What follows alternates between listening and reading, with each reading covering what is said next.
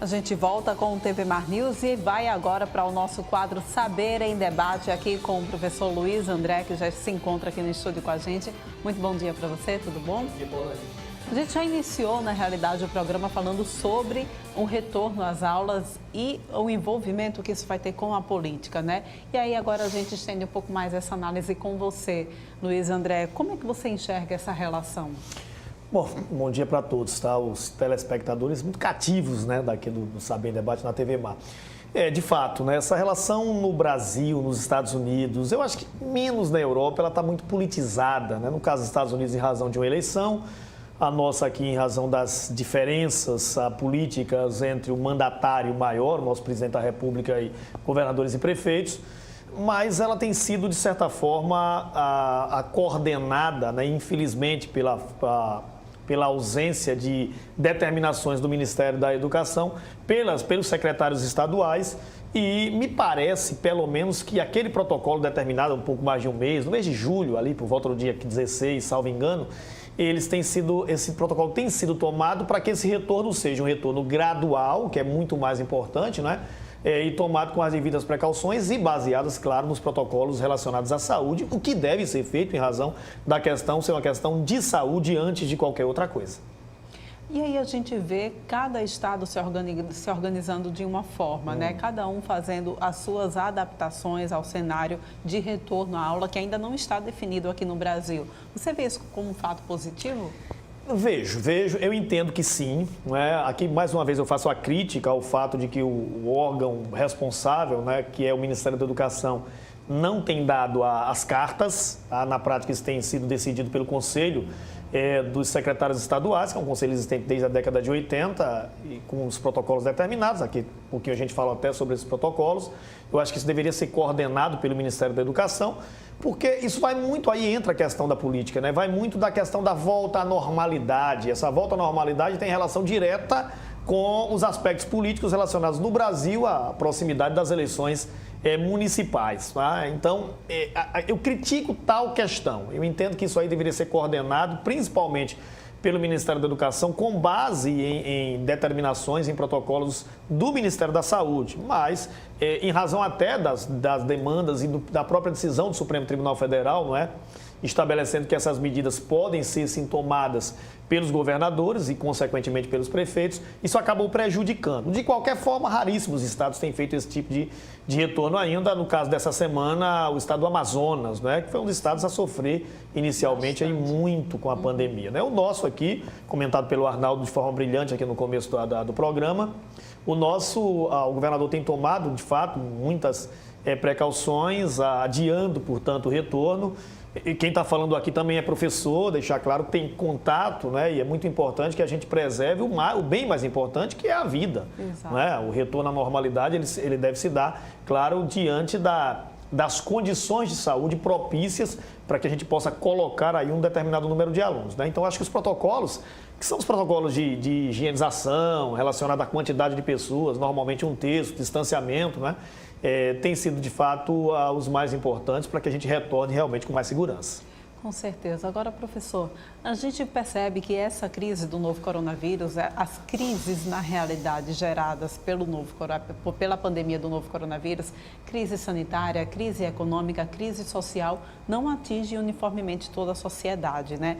Deve-se levar isso em consideração quando a gente pensa no retorno às aulas? Sem dúvida, porque considerando a situação nossa aqui em Alagoas, precisamente, né, o nosso programa tem um alcance aqui em Alagoas, neste momento nós temos os alunos de escolas particulares de forma remota, mas com aulas. Essas pessoas elas estão se preparando. Há muita discussão a respeito da ideia até de uma geração perdida, né? Quer dizer, o ano de 2020, de fato, perdido em relação a isso. Se nós pensarmos, por exemplo, nas crianças, tá? nessas etapas iniciais, por Orlando, da etapa escolar, né? De fato, essas crianças elas não têm, sem essa sociabilidade, a socialização da escola, realmente fica muito complicado.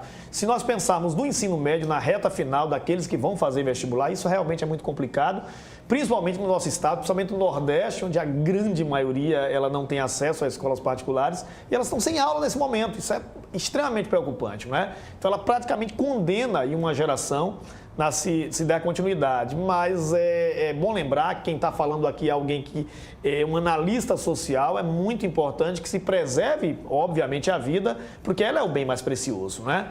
E se considerar que esse problema é um problema grave, é pensar que isso pode sim ser atenuado através de medidas as mais diversas. São Paulo conseguiu fazer isso, alcançando através, principalmente, né, das suas televisões estatais. A gente aqui tem realmente imensas dificuldades em razão da falta do acesso à tecnologia, que é um caso típico aqui do Nordeste. E aí a gente vê que alunos da rede privada conseguem, de certa forma, acompanhar as aulas de forma remota, né? Mas a gente tem um grande problema, principalmente com os alunos da rede pública de ensino, tanto estadual quanto municipal. E aí a gente se pergunta, e a gente percebe que isso acaba gerando uma certa evasão escolar. Muitas crianças e adolescentes, diante dessa pandemia, precisam sair de casa para ajudar a manter a casa de alguma forma diante desse problema social que a gente vive. E a gente atrasar o retorno às aulas não acaba gerando mais problema em relação a isso? Essa vulnerabilidade, você toca num assunto tão importante, essa vulnerabilidade econômica, essa hipossuficiência, ela é desesperadora, né? Se nós pensarmos que programas como, por exemplo, o da merenda, estão relacionados à escola exatamente porque esses jovens, adolescentes, crianças, eles não têm, portanto, acesso à comida, né? Quer dizer, se começarmos daí, a gente já tem um grande problema, né? Que é o problema de ele não ter acesso, por exemplo, à merenda, o acesso à comida. Tá? Considerando, então, tal condição, tal ideia, é fundamental nós pensarmos que, nesse momento, as tais rendas emergenciais, que não deveriam ser rendas emergenciais, e sim rendas permanentes, de auxílio às pessoas mais vulneráveis, elas deveriam, nesse momento, ser pensadas para que essas pessoas possam ter a capacidade econômica suprida, não é? Então, em razão dessas dificuldades. Esse aqui é o grande drama, não é? Esse aqui é o grande drama num país de desigualdade tão grande quanto o nosso. Porque se nós pensarmos, por exemplo, em continente europeu, tá? Essa desigualdade ela é atenuada. Tá? Essa situação ela é atenuada, não é verdade? Se nós pensarmos até nos Estados Unidos, onde os níveis de desigualdade existem, mas não são iguais aos nossos, elas também são menores.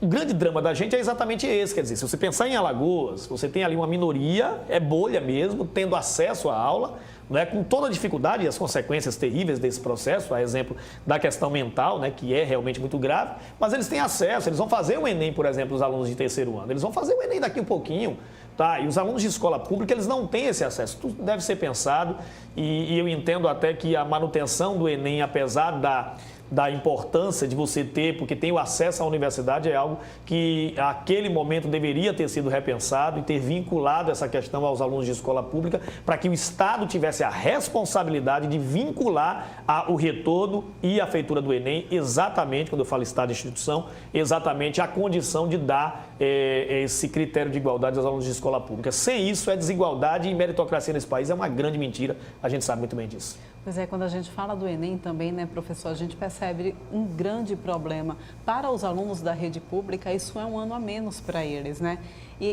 É só quem estuda, só quem está estudando sabe o quanto que pesa um ano perdido, né? Porque muitas dessas pessoas que têm tentado se preparar, mas não têm conseguido se preparar adequadamente para o Enem, de fato, infelizmente, vão perder imensas dificuldades, né? Eu vivo disso. Tá? Eu vivo disso meu dia inteiro e sei, né, das dificuldades que são imensas. O momento em que deveria ter sido discutido, que era a questão de você adiar o Enem para uma determinada data, ali deveria ter sido discutido a questão de vincular essa data ao retorno das aulas públicas, dos alunos de escola pública, até tentou ser feito, mas não foi aprovado, né? Nós somos uma democracia, mas é uma democracia nas mãos de 513 deputados e 81 senadores. Quer dizer, de 211 milhões de habitantes, um pouco mais de 600, né? 600 parlamentares decidiram, então, o rumo de um contingente populacional que faz o Enem, que ano passado ultrapassou 5 milhões de pessoas. É muito injusto, muito injusto nós pensarmos dessa maneira. E interesses adversos ao interesse da sociedade. Né? Pressões, inclusive, muito grandes por parte de escolas particulares para esse retorno. Essa aqui é a grande realidade. Com certeza. A gente agradece mais uma vez a tua participação aqui no TV Mar News. Muito obrigada.